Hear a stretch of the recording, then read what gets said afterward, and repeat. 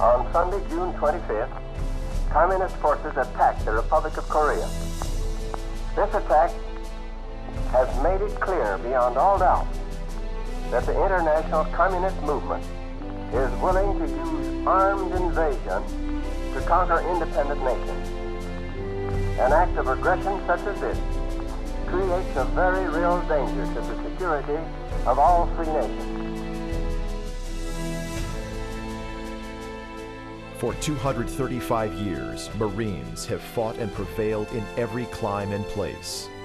From the wheat fields of Belleau Wood to the coral island of Peleliu, from the hills around Pusan and the steamy jungles of Vietnam to the deserts of Iraq and the river valleys of Afghanistan, there is one breed of warrior that has succeeded in the face of hardship and adversity: the United States Marine. There are only two kinds of people who understand Marines: Marines and the enemy.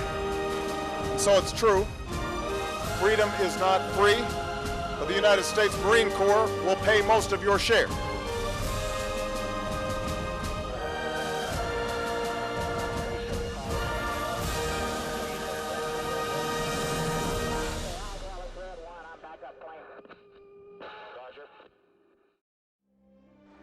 "60 years ago, the Korean War began and the Marine Corps waged one of the most savage campaigns in our history, the Battle at the Chosin Reservoir.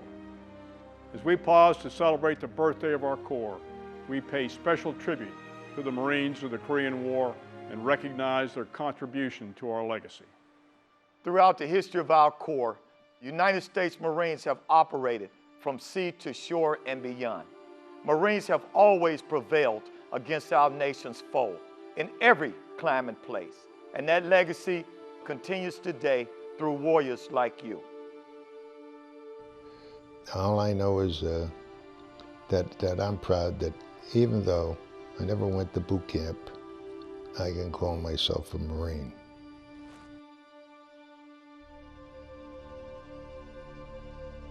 Some of these reservists coming in, some of them were corporals, but none of them had been through boot camp.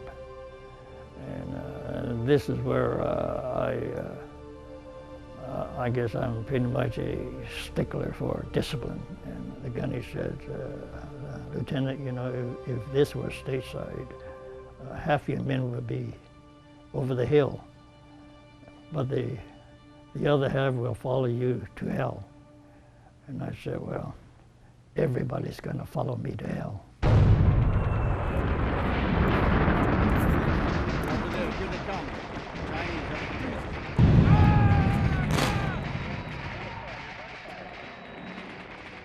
The constants of the cold. I mean, it was always with you. You never got warm.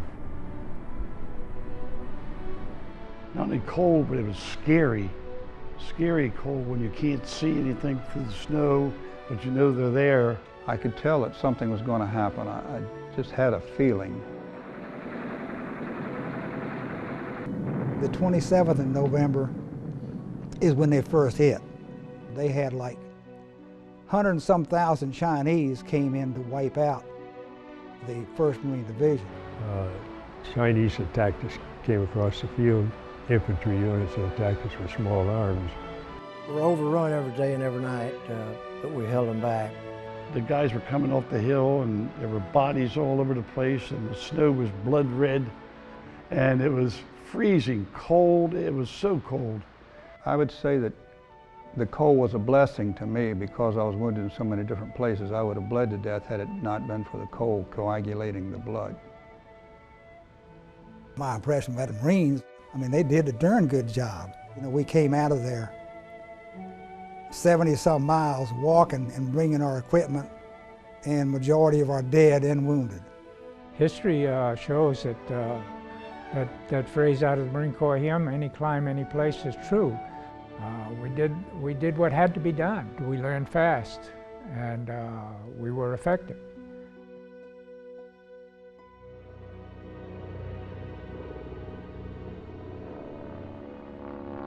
Supported by Marine Air, the 1st Marine Division fought their way from the Chosin Reservoir some 78 miles south to the port of Hungnam.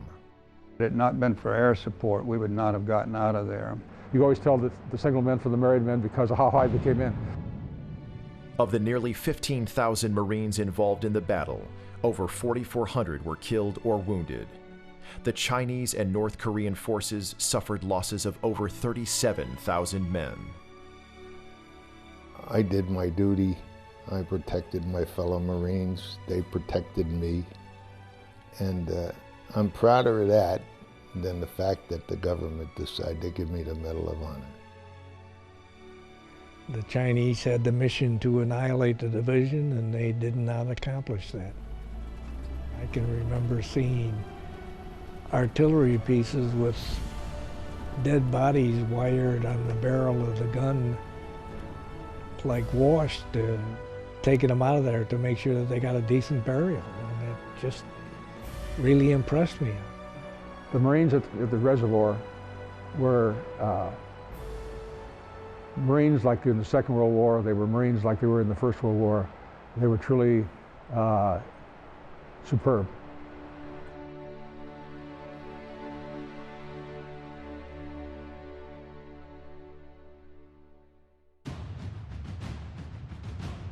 We have fought from the Chosin to the desert environment of Iraq, which is 142 degrees with nowhere near 80 to 100 pounds of battle armor on. This past year marked the end of Marine Corps combat operations in Iraq. We honor all Marines who served valiantly in Al-Anbar province and throughout Iraq and recognize their efforts, knowing they departed under a pennant of victory. You know, my niece or my nephew, when they grow up one day, they're going to look at those Marines and say, those are my heroes, just like we do for the Marines that have gone before us. Today, in the rugged mountains and valleys of Afghanistan and on Navy ships throughout the globe, Marines are again fighting to preserve our freedom, just as they did 60 years ago in Korea. I love being able to leave the wire with 12 other Marines and millions of dollars of equipment. If you're responsible to come back with them and say, hey, we got all our equipment, we got all our Marines, I love that responsibility.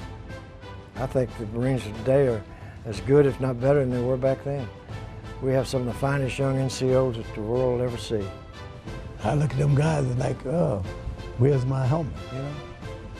Same guys. If you ask me personally what it is that drives me to go in a hot zone, it's probably because I couldn't live with myself if I left them in there and didn't go in and try to get them out. Areas where there's death involved, there's brotherhood, believe me. If you're hurt and wounded, we're coming to get you. You know, the Marine to the left and to the right, those are the ones who are going to understand exactly what you're going through, and they're the ones that are going to help you get through it. We'll go through a mountain, we'll go above a mountain, go through the water, mud, heat, cold, don't matter.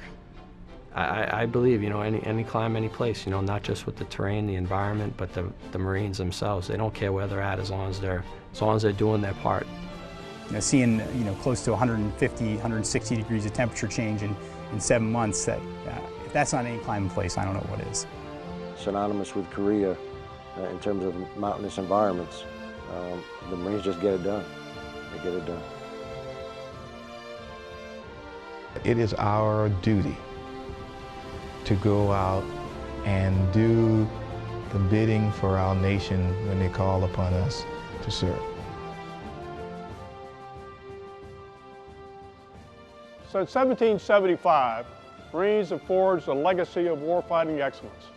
Past and present, young and old, we keep faith with the traditions of our Corps and honor the memories of those who have gone before. As we look to the future, the Marine Corps will continue its role as America's expeditionary force in readiness. We will succeed in our vital mission in Afghanistan.